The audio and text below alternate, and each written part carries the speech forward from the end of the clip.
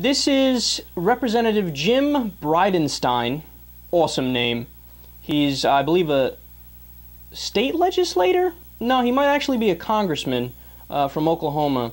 And he tells you in a minute exactly what the Republican belief system is regarding gay marriage and the left. I rise today as an Eagle Scout and one who has a stake in the future of our scouting programs. Some of us in America still believe in the concept of sexual morality, that sex is intended for one man and one woman within the institution of marriage.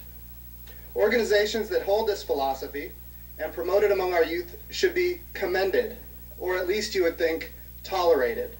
Unfortunately, the intolerant left, bullies, and browbeats private organizations like the Boy Scouts into accepting their philosophy. Notice they didn't start their own organization. They went after the Boy Scouts of America. The left's agenda is not about tolerance, and it's not about diversity of thought. It's about promoting a worldview of relativism, where there is no right and wrong. Then using the full force of the government to silence opposition and reshape organizations like the Boy Scouts into instruments for social change. To my friends on the left, this is not tolerance. But here's the good news about true tolerance. The most tolerant one of all has the ability to redeem us all. Gentlemen. Why am I playing this for you? Because he covers all of the right-wing bases. So, number one, at the end, when he alluded to Jesus, you heard him say, the most tolerant one of all has the ability to redeem us all. That's important because that's what he thinks he's basing the entire idea of sexual morality on. He thinks being gay is an abomination. But there's only one problem. Jesus never said anything about gay people. It's in Leviticus, which is in the Old Testament, where if you eat shrimp, you should be killed. If you wear a mix of two fabrics, that's an abomination in the eyes of God and you should be killed.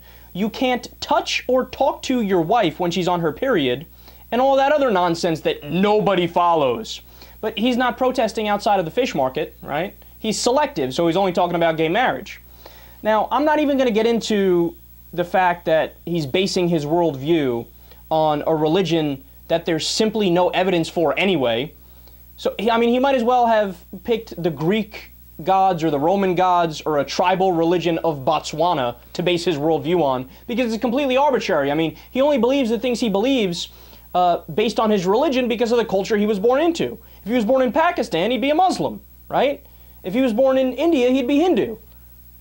If he was born somewhere else, he'd be Buddhist. He might be an agnostic if he was born in other places. I mean, these things are obvious, but they don't realize that, right?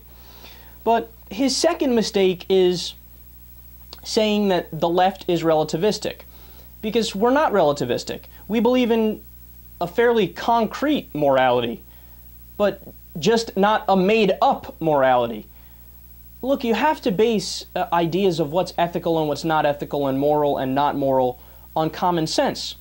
So, for example, murder is wrong because it's your right to determine what to do with your life and your body, and it is immoral and unethical for me to infringe upon that.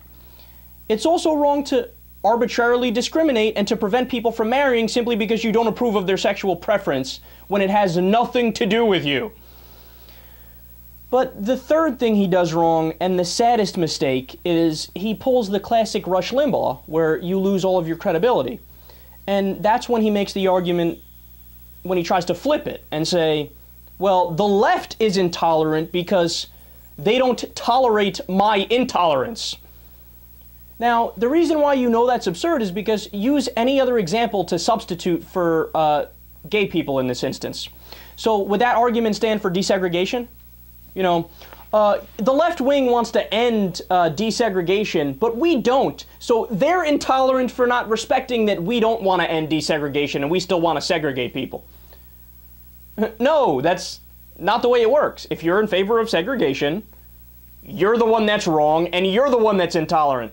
You know, how about with slavery? That's a rather extreme example, but again, it makes perfect sense. And by the way, did you know that's actually the argument that a lot of people in the South used to use? They used to say, no, we're not racist. It's the northern people who want to free the slaves that are racist because, look, we have to treat our slaves good because they're our property, so they're tied to our income. So unless we treat them well, we're not going to make a lot of money, so they're the ones who are racist because they want to release slaves into the cruel, cruel world. Now, that's obviously dumb and absurd. It's creative, you got to give them credit for that, but it's the same thing with this argument. We are in favor of slavery, and because the left doesn't respect the fact that we're in favor of slavery, they're intolerant of us. Well, again, there's a difference between being tolerant and being tolerant of intolerance.